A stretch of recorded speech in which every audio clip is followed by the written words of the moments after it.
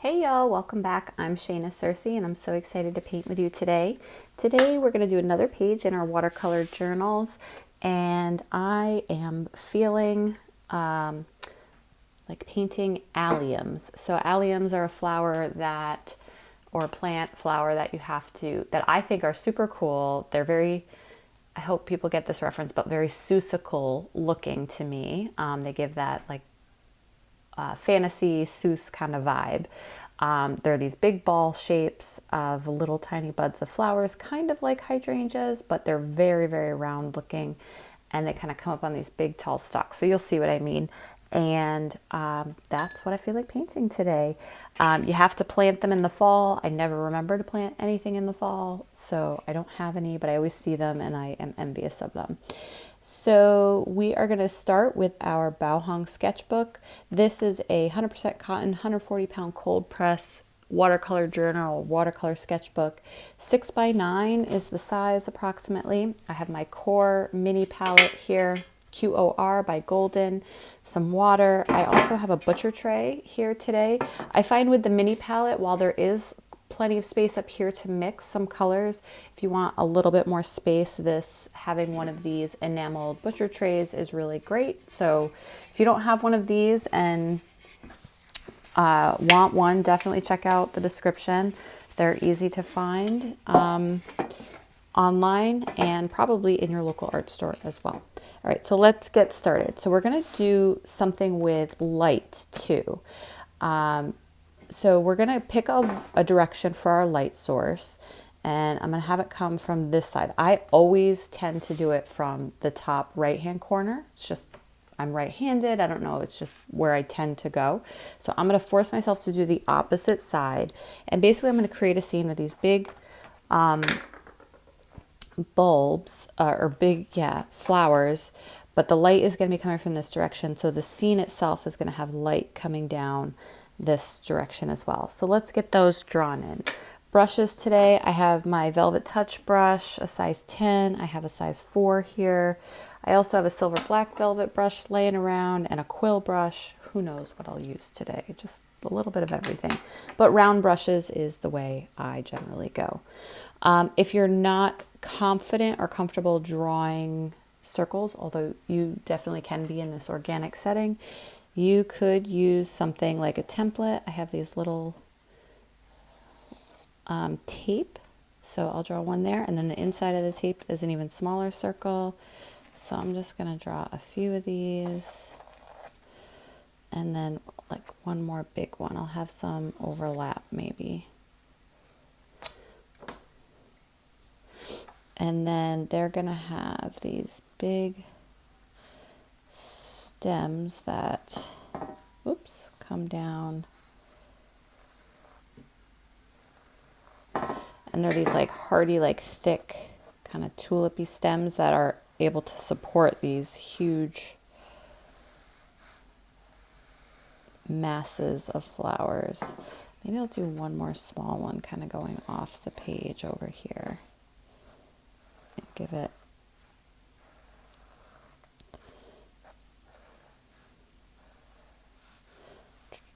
going through. It's going to kind of come all the way down there. All right, so we got these big lollipop looking things. So we're kind of close up on these. And I'm going to give it a out of focus kind of bokeh-y background. So these are purple, generally purple looking flowers. I am going to use my quill brush today. This sucker holds so much water. And I am going to use this primarily, I think, for the background to get that nice kind of lush background feel. Lots of paint and water. So these are going to be purple, so my background is going to be green, but I'm going to push it to the green-blue side of things. So we'll start with my sap green, because that's what I have in my palette. I could certainly make my own green, but why not? And I'm also going to pick up Phthalo. Nope, that's not the Phthalo blue. That's the Phthalo blue green shade. So it's a blue color, but it has a green tint to it. So this is what it looks like on its own. Then mix it with green. It makes our green nice and cool. I am going to make a more blue version of it.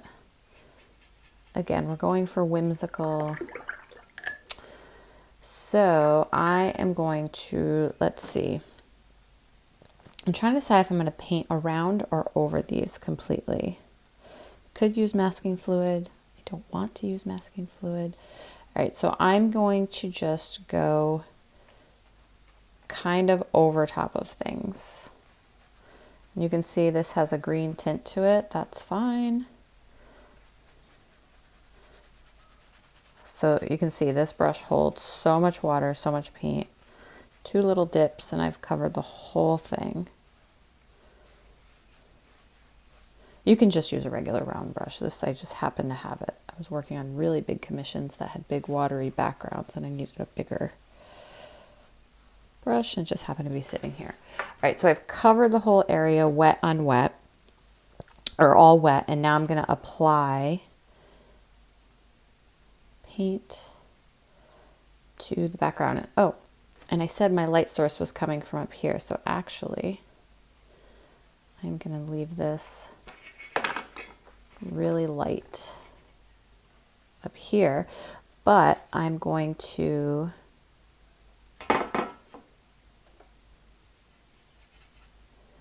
make the bottom really dark. So this is where it's going to start in terms of the darker color.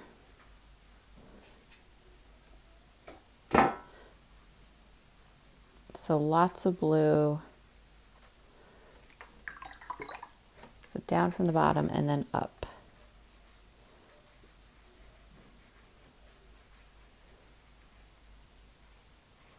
I am going to start to work around things a little bit. I'm not worried if the edges get a little fuzzy.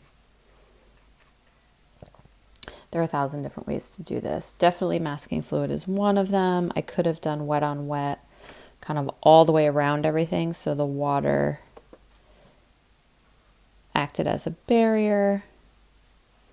But this is the loose and lazy way to do it.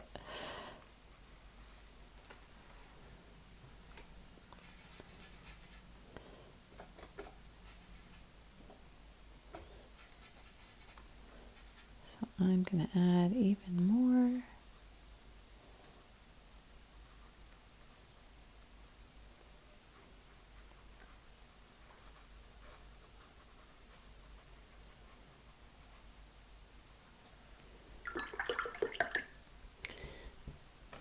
All right, and then as we get down to the corner, I'm actually going to add some Payne's Gray.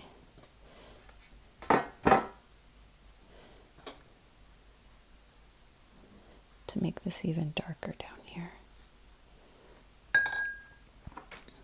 I'm going to switch my brush. I'm going to get just my size 10. That other one holds so much water. My paper is getting super saturated. So now I'm just using this brush. Made it damp. Doesn't hold as much water, but I'm just pushing paint around on the page. The top I haven't touched in a while, so it's starting to get a little dry up here. So I'm just going to add some more water. Kind of get everything on even footing in terms of dampness. So you can see light is going up this way. It looks like a hot mess right now, and that's fine. And I definitely might need to add more down here as after it dries to make it even darker. If I want to. All right, so we're going to let that dry the way it is, and then I'm going to come in and start to work on our flowers. Before I do that, if I wanted, so I've put down a lot of this color already. If I wanted my stems not to be a super dark color, one, I definitely could have masked them.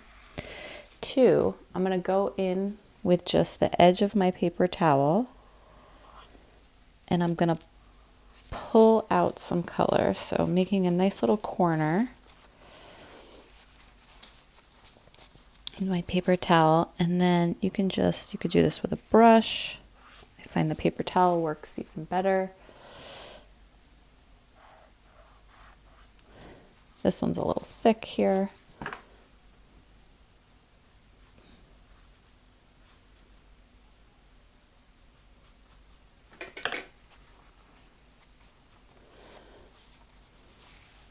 And then we're just going to let it all dry.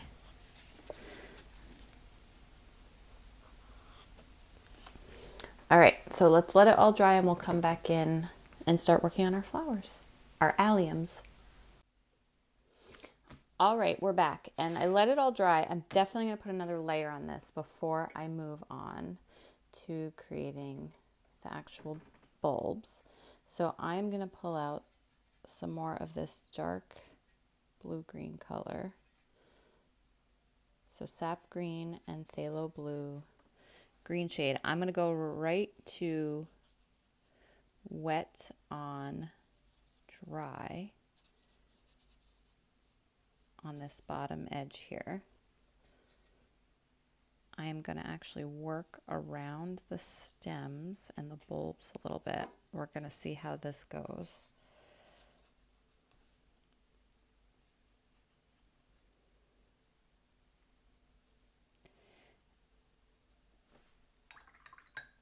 And then I'm going to take my brush and I'm going to start to blend up towards the top.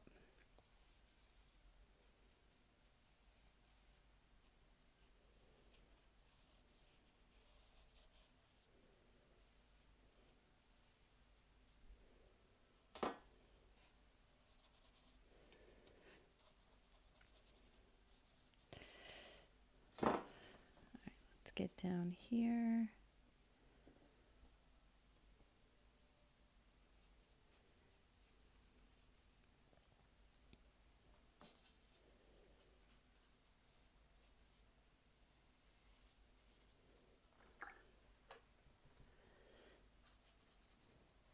And then in another layer after we do the flowers, I think I am going to add some texture. This is like a flat wash kind of gradient background. I am leaving it pretty textured in terms of like modeling. I'm not making sure everything is perfectly flat and straight. There's little bits where it's a little lighter, a little darker.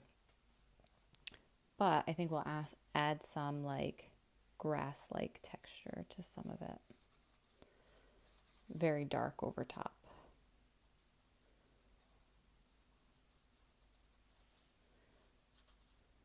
And just going to blend this all the way to the top. All right, we're going to have to let it dry one more time. And then we can start working. And you'll notice like some overlap here on the edges. I think it's going to be fine. I'm not too worried about it with a little bit of a light color on the edges. I think that'll work out just fine. All right, we're back. So let's get our little spheres covered in purple.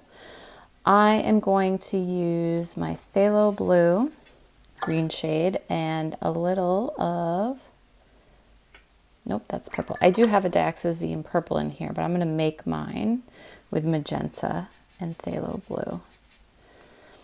And I'm going to be putting on a couple layers. So the first layer I'm going to put down is just going to be kind of the flat wash layer, where I'm going to be putting down the shape. And then I'm going to use gradient to kind of get to the top of the shape here. Because again, light is coming from the top. I'm going to do that same thing here. I'm actually just going to put a base layer on here. I want it to at least cover up all that green that kind of seeped in there. You definitely could have lightened up your pencil lines if you didn't do that. I didn't do that because, one, I forgot, and two, I guess it makes it easier for you guys to kind of see what I'm doing as well.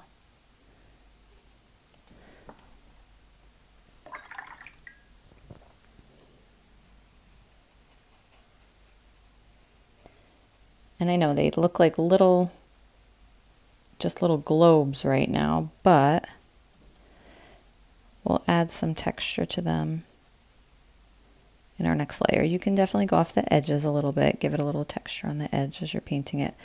But I'm just setting up our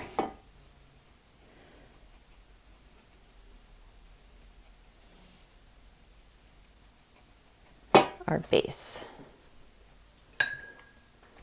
And the ones down below are going to be even darker than the ones above.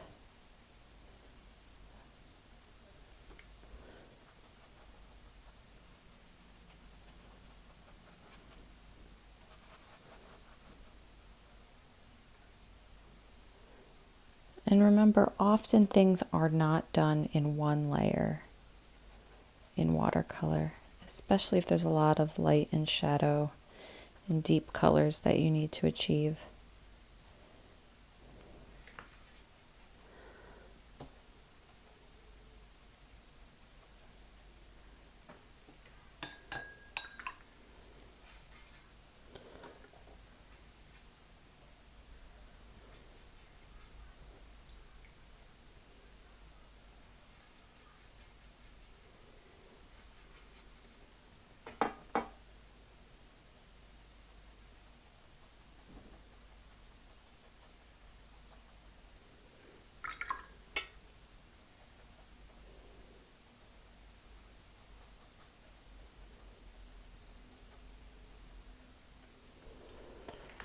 And we're gonna let those dry. I'm gonna pop back down here.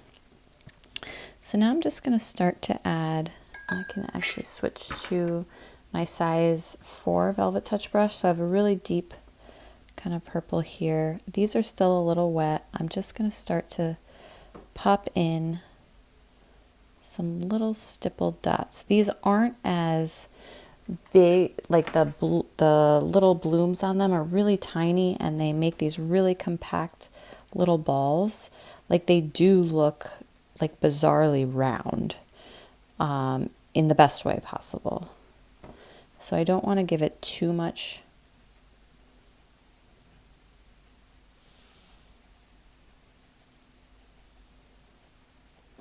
kind of organic texture that falls outside.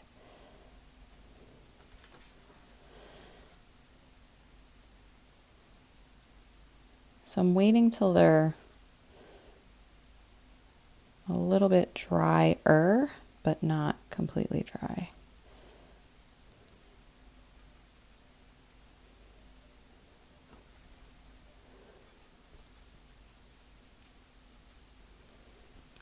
And as I go up, I'm just adding water and making lighter and lighter shades of this purple.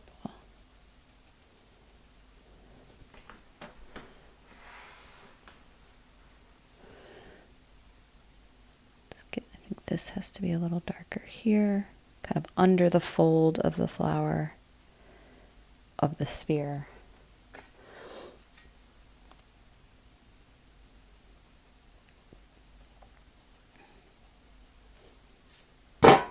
Oops. Only problem is this tray is noisy while I'm recording. So good. This is a little drier up towards the top, so you're going to be able to maintain some of the texture there. This is kind of all bled out. I'll add another layer where we see a little bit more texture. But I'm just dotting, dot, dot, dot, dot, dot. This is very loose.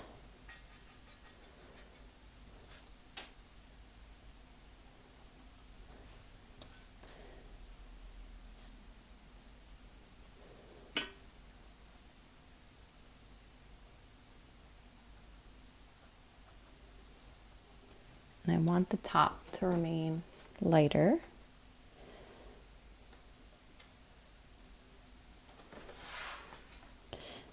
And the darker the bottom goes, the lighter the top will seem as we pull apart that the spectrum of contrast. So, you know, your contrast was here. Here's your lightest shade. Here's your darkest shade. As my darkest shade goes darker, my lightest shade seems lighter because that scale is just being pulled apart.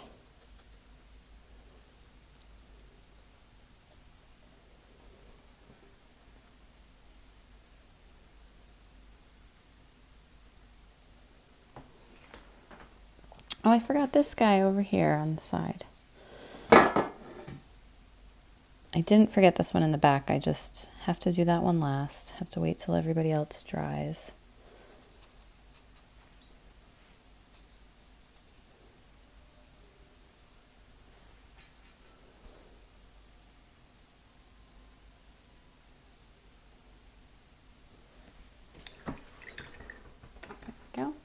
All right, let's let stuff dry, and I'm going to work on stems.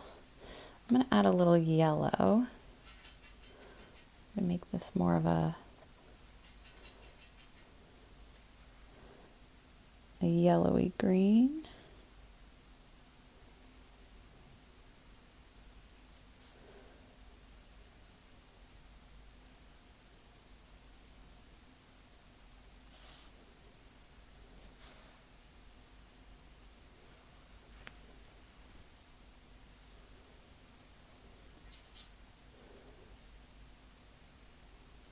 My stems can definitely be darker towards the bottom, lighter towards the top, but just under the flower will also be a little darker.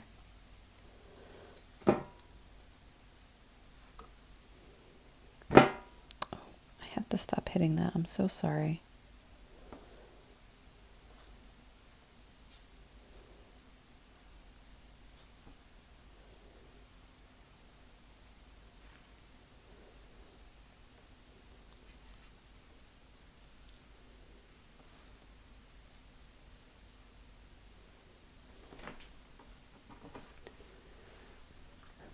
All right, let's get, I think this is dry enough up here. And this one I want it to be really light, but I do have a very, light or dark pencil line up here. So it is what it is for my sketchbook.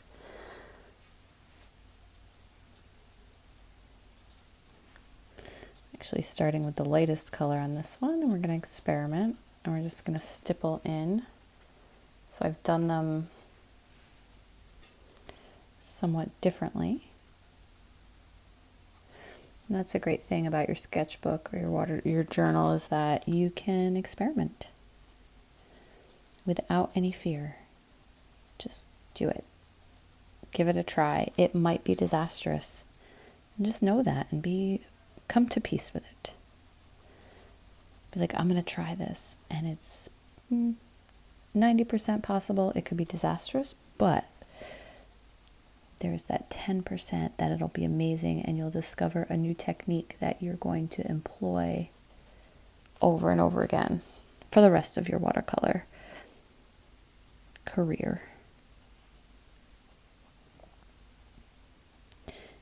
And guess what? If it's a disaster, you just turn the page and move on. And you've learned something. You're like, don't do that anymore. Or it wasn't quite right. I need to make these few basic adjustments and give it another try. All right, what else? Let's pull in some more of this. Nope, wrong thing. Blue and magenta. Make this super dark purple.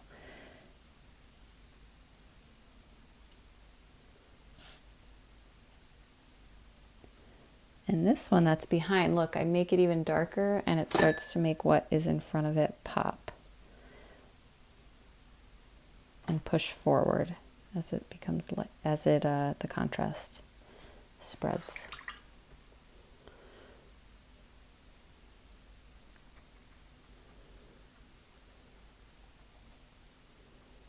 Kind of like this approach. This stipple from the top down and then from the bottom up with darker color.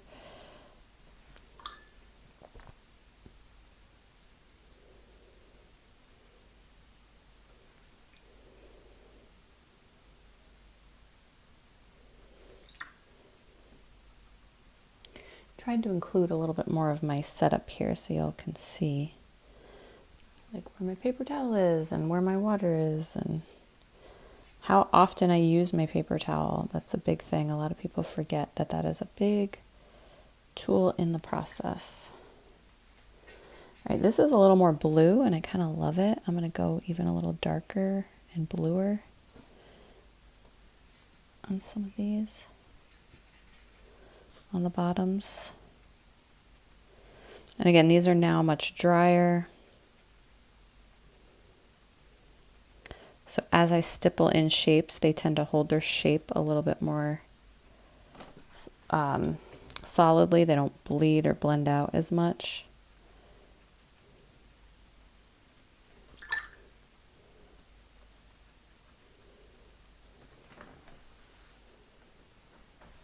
Fun, fun, fun.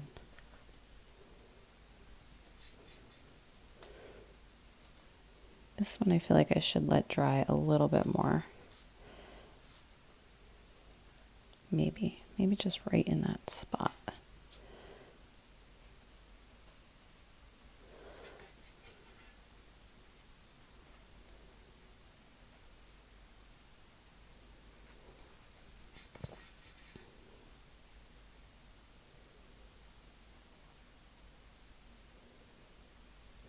All right, as we feel like we're finished with the bulbs or the blooms, this has to go a little bit. This is too harsh of an edge for me right here. Just adding a little water, a little bit lighter color, stippling a little higher, but just rinsing my brush off as I go. So as I get even higher, I'm like almost not even putting anything on. Just thinning out that edge just a little bit, making that transition a little bit softer.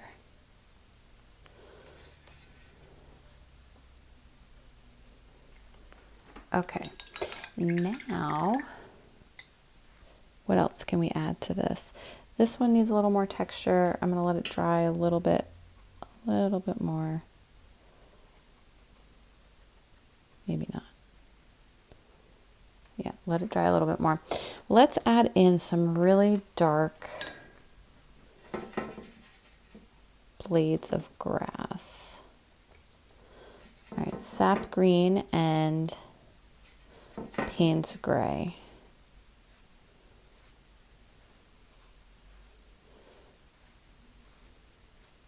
So super dark in the bottom. I'm avoiding my blooms here, but just giving this, kind of reaching up this way.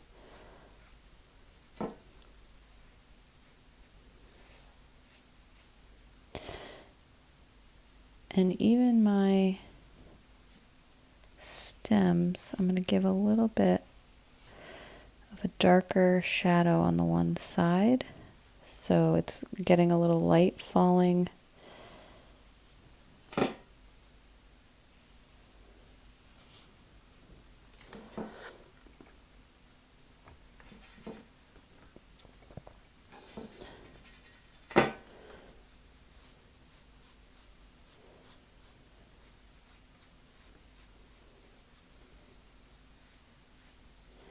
And then even just dipping my brush in water.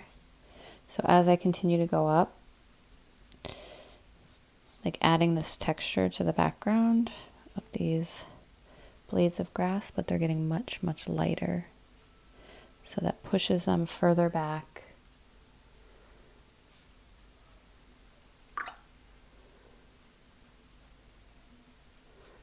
And up towards the light. Even put a few like right behind this. That's really tall grass. You should weed or mow.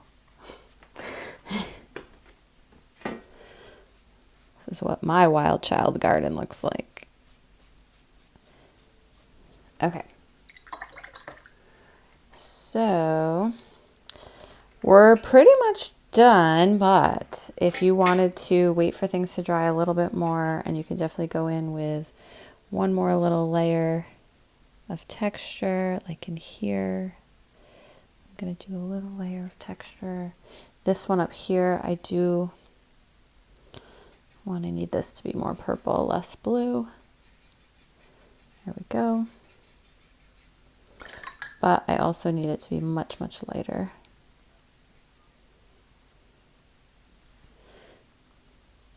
And I'm going to add just another layer of texture up here. Being able to see that pencil line for me in this particular one is bothering me, but again, I'm just going to let it go. This is a sketchbook piece.